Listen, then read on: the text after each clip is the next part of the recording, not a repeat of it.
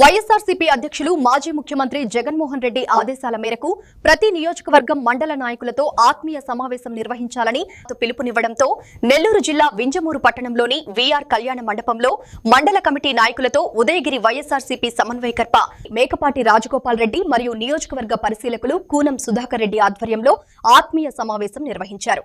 ఈ సమావేశంలో ప్రతి నాయకుడు వారి సందేశాలను వివరించారు. అనంతరం వారు మాట్లాడుతూ ఉదయగిరి నియోజకవర్గంలో ప్రతి ఒక్క నాయకుడు కార్యకర్త రాబో ఎన్నికలకు సంసిద్ధం కావాలని, ఈసారి జగన్మోహన్ రెడ్డిని ముఖ్యమంత్రిని చేసుకునే విధంగా ప్రతి కార్యకర్త నాయకుడు పనిచేసే దిశగా అడుగులు వేయాలని సూచించారు. మేకపాటి రాజగోపాల్ రెడ్డి గారిని అత్యంత మెజారిటీతో గెలిపించుకోవాల్సిన బాధ్యత మనందరి మీద ఉంది. ఈ పార్టీ బలోపేత కార్యక్రమంలో భాగంగా మనం గత 2-3 నెలల నుంచి ఈ డిస్ట్రిక్ట్ కమిటీలు, మండల కమిటీలు మరియు గ్రామ కమిటీలు, అనుబంధ కమిటీలు ఏ రకంగా వేసుకోవాలి అని చెప్పి పలుసార్లు మనం సమావేశమయ్యాం.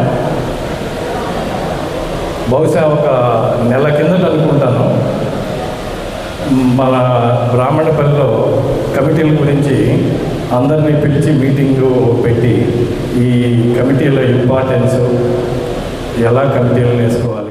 క్రితము ఆ రోజు వింజమూరు ప్రముఖులందరూ అక్కడికి వచ్చారు.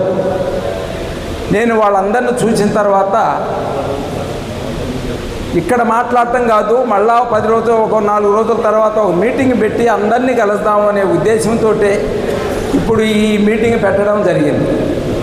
మనకేమి నెక్స్ట్ మంత్లో ఎలక్షన్లు మాత్రం ఏం లేవు. 2 సంవత్సరాలు అయిపోయినాయి, ఎలక్షన్లు అయిపోయి.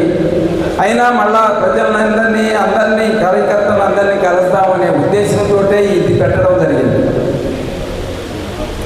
ముఖ్యంగా